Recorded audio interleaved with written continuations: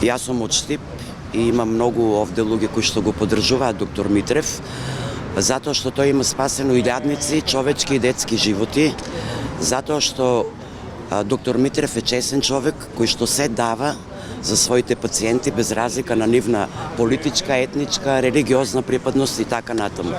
Не треба доктор Митрев да се осудува, се уште не влегол во судот, а го осудија.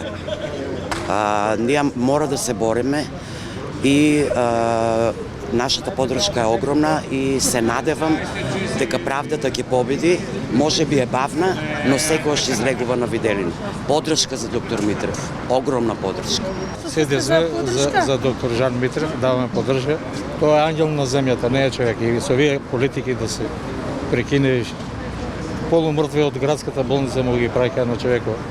Пациентите оживуваше ги, го срамотеше да се прави за еден доктор со такво реноме. И треба да се ослободи тај човек. И јавен не треба да суди, да го суди доктор. По кој основ? Тоа не смее да се деси. Апсурд е тоа. Срамота за суд. Како коментирате оние роднини што дојдоа и протестираа дека нивните блиски починале баш? Па мора некој да умре, може он сите да ги спаси. Значи за некој нема лек. Ако нема лек, нема век. Ево, јас сум опериран. Он ме е спасил лично. Вие бевте пациент? Да. И таква болница аптека, нема такво у светот нема. Со гаранција тврдам тоа. Заради моето здравје, често сум присутен во болницата во Жан. Преку 40 луѓе знам што лично ги има спасено. Али нормално, дојдат си на време.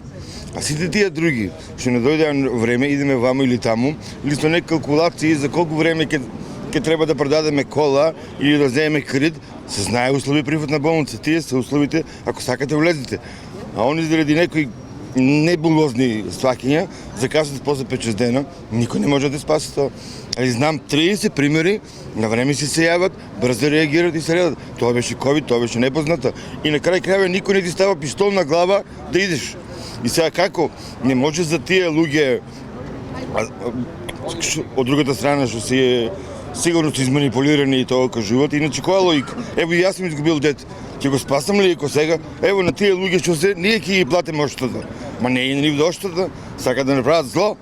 Кривична пријава после тоа ќе следи и така да. Значи многу едноставно. Ја 10 мои пријатели ние молевме, врски фаќавме да ги приме доктор Жан. И се знае условите. Нова болница, тоа треба однапред да се плате, приватна болница улез. Јас сум бил по 10 приватни болници у светот.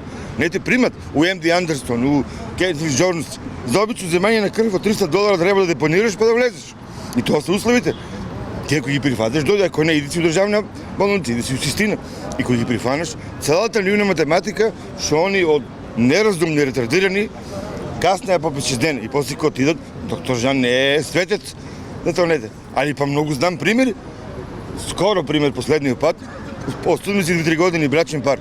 Сино доаѓа за еден ден од Америка, депонира пари, месец дена, спаси ги 20.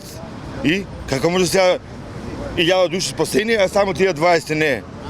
И нема логика, не е сигурно до тоа ако некој е земал одредена сума, па дајте сега, дајте ќе ја платиме. Ево на било кој нека се јаве, јас ќе му депонирам 10.000 евра на тај што му дошто. Нека повлече тоа. Значи не е нешто зло е, нешто покварено, нешто у позадина сосема друго.